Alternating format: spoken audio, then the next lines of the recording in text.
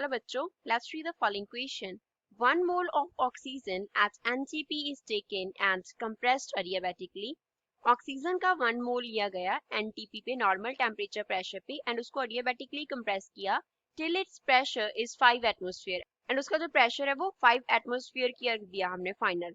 What is its new volume? उसका new volume क्या होगा? What is its new temperature? New temperature क्या होगा? What is the work done in the compression? compression के during work done कितना हुआ? Given that gamma is equals to 1.4 and R is equals to 8.31 joule per mole per degree Kelvin. So first of all, we will talk about the key concept used in the question. इस question में क्या key concept use हो रहा है? Question में जो compression हमें दिया गया है that is adiabatic compression. adiabatic compression दिया गया है. adiabatic compression के लिए हम equations लिखेंगे. इसके लिए जो first equation है वो हम क्या लिख सकते हैं? PV raised to power gamma is equals to constant and जो second equation है that is T upon T raised to power gamma upon P raised to power gamma minus 1 is equals to constant. अब हर term का meaning देखते हैं. जो P है वो represent करता है प्रेशर को. P is pressure. V represent करता है वॉल्यूम को एंड T जो है वो रिप्रेजेंट करता है टेम्परेचर को. T is temperature. जो गैमा है वो क्या होता है? Ratio of specific heat at constant pressure to specific heat at constant volume जिसका वैल्यू हमें दिया है 1.4. R जो क्वेश्चन में गिवन है वो हमारे पास होता है gas constant. R is gas constant और इसमें हमें वर्क डन निकालने को बोला है. तो वर्क डन के लिए जो हम थर्ड इक्वेशन इसमें यूज करेंगे that is W is equals to R upon gamma minus 1 into T1 minus T2 where हमने क्या कंसिडर किया है? Number of moles is equals to 1 mole oxygen का कंसिडर किया है. तो पहले तो फर्स्ट इक्वेशन अप्लाई करेंगे. First equation PV raise to power gamma is equals to constant. तो अगर PV raise to power gamma constant के इक्वल आ रहा है तो यहाँ से हम क्या लिख सकते हैं? P1 initial V1 initial raise to power gamma is equals to P2 and V2 that are the final values raise to power gamma equal होंगे. हमें निकालना है फाइनल वॉल्यूम. तो हम क्या लिख सकते हैं? V2 raise to power gamma upon V1 raise to power gamma is equals to P1 upon P2.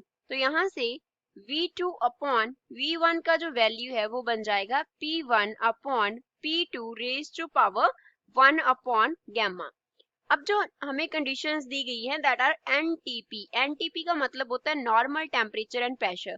उस पे जो वॉल्यूम का वैल्यू होता है वो कितना होता है? 22.4 लीटर होता है for 1 mole of a gas and जो प्रेशर P1 का वैल्यू होता है वो होता है 1 एटमॉस्फेयर. जो फाइनल प्रेशर है आफ्टर कंप्रेशन वो कितना है? 5 एटमॉस्फेयर है. तो सभी वैल्यूज को फिल कर देंगे. यहाँ से V2 किसके इक्वल आ गया? V1 इस तरफ मल्टीप्लाई हो जाएगा तो ये बन गया 22.4 into P1 is 1, P2 is 5. इसकी जो पावर हो जाएगी वो 1 upon gamma. 1 upon gamma means 1 upon 1.4 हो जाएगा. तो इसको हम लिख सकते हैं 22.4 इंटू 0.2 रेज टू पावर 0.714. तो यहाँ से फाइनल वॉल्यूम V2 का वैल्यू कितना आ जाएगा? 22.4. ये वैल्यू 0.2 रेज टू पावर 0.714 जो है वो अप्रोक्सीमेटली हमारे पास 0.32 के इक्वल होगा. तो इनको मल्टीप्लाई करने के आफ्टर हमारे पास आ जाएगा 7.168 एंड इसके यूनिट्स जो होंगे वो होंगे लीटर. तो this is the value for the final volume.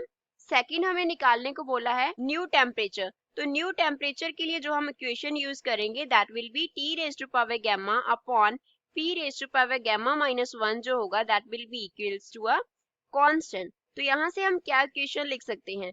T1 raised to power gamma upon P1 raised to power gamma minus 1 is equals to T2 raised to power gamma upon P2 raised to power gamma minus 1. NTP पे again at NTP जो temperature का value होगा that is the initial value of the temperature वो कितना होगा? 273 kelvin होगा. तो equation क्या है हमारे पास? T1 raised to power gamma is equals to P1 raised to power gamma minus 1 is equals to T2 raised to power gamma upon P2 raised to power gamma minus 1. इसमें values fill कर देंगे. तो T1 का value कितना है? 273 raised to power gamma that is 1.4 divide by P1 कितना है हमारे पास, P1 is 1 atmosphere, P1 is 1 atmosphere and जो P2 है that is 5 atmosphere, P2 5 atmosphere है।